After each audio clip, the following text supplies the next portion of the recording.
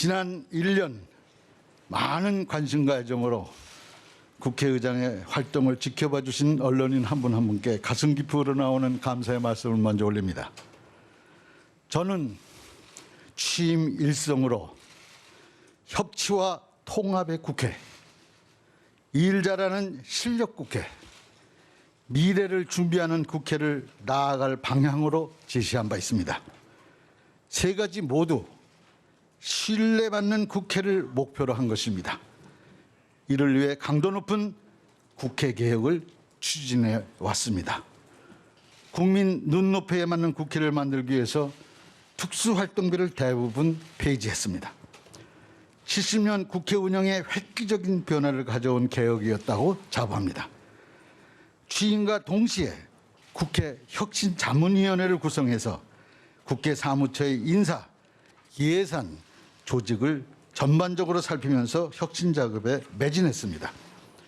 존경하는 국민 여러분, 언론인 여러분, 그동안 국회를 정상화하지 못한 채 여러분 앞에 서게 될까 잠을 이루지 못했습니다. 84일 만에 정상화된 국회가 다시는 멈춰서는 일이 없어야 하겠습니다. 현재 제20대 국회의 임기 종료가 1년도 남지 않은 상황입니다. 7월 8일 기준 이미 제출된 2703건의 법률안 중 14,644건의 법률안이 현재 결의 중에 있습니다. 이대로라면 법안 처리율 꼴찌를 맺지 못할 그런 상황입니다. 입법부라는 명칭에서도 알 수 있듯이 국회의 가장 중요한 책무는 법을 만드는 일입니다. 스스로 일하는 국회임을 증명하지 못한다면 국민의 신뢰는 더욱 멀어질 것이라고 생각합니다. 국회 일 중에 민생보다 중요하고 시급한 것은 없습니다. 미중 무역 정쟁의 틈바구니 속에서 매 순간 전략적 선택이 요구되고 있습니다.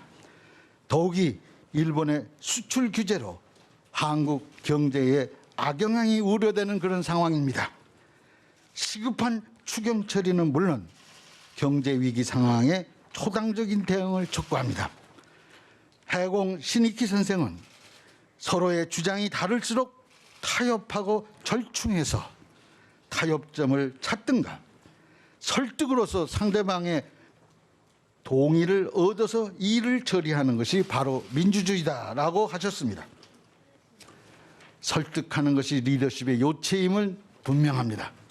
여기에 더해서 설득당하는 것도 리더십이라고 생각합니다.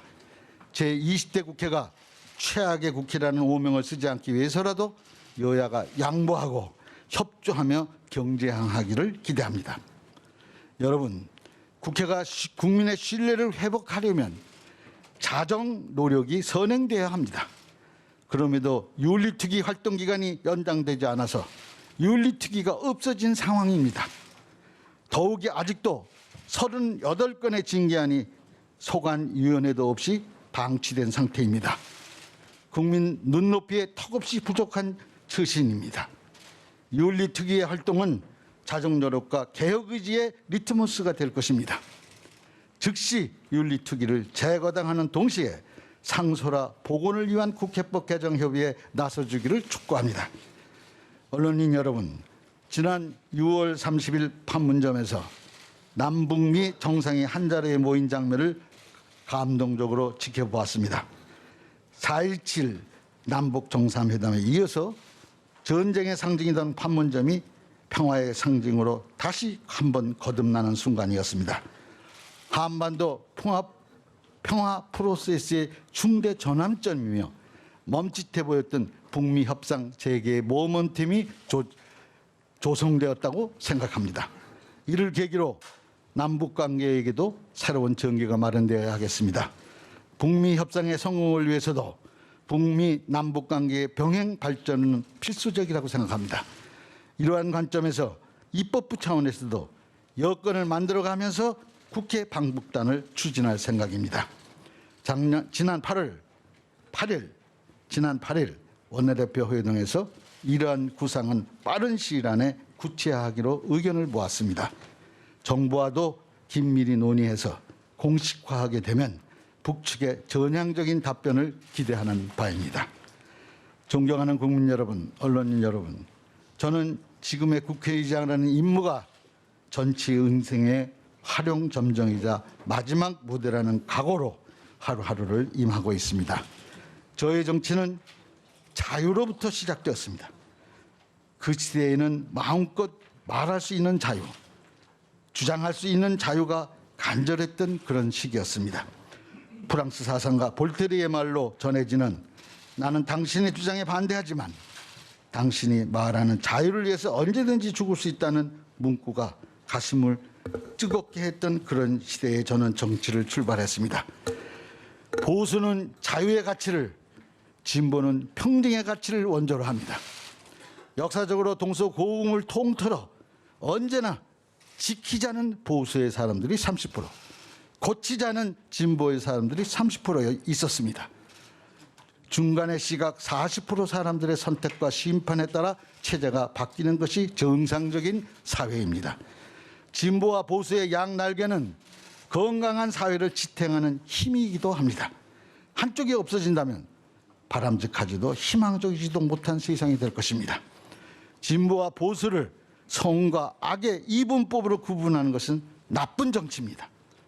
자기 편이 아니라는 이유로 무조건 틀렸다는 편견과 상대를 괴멸의 대상으로 보는 시각은 그릇된 것입니다.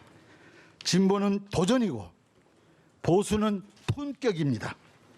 기득권에 취해서 오만해진다면 진보를 대변할 자격이 없고 품격을 잃으면 보수를 대변할 자격이 없다고 저는 생각합니다.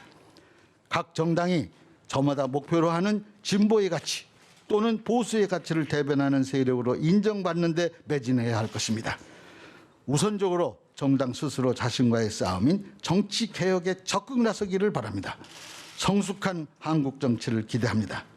남은 국회 임기 동안 신뢰받는 국회에 조금이라도 다가갈 수 있도록 헌신의 힘을 다해 전력 투구하겠습니다. 감사합니다.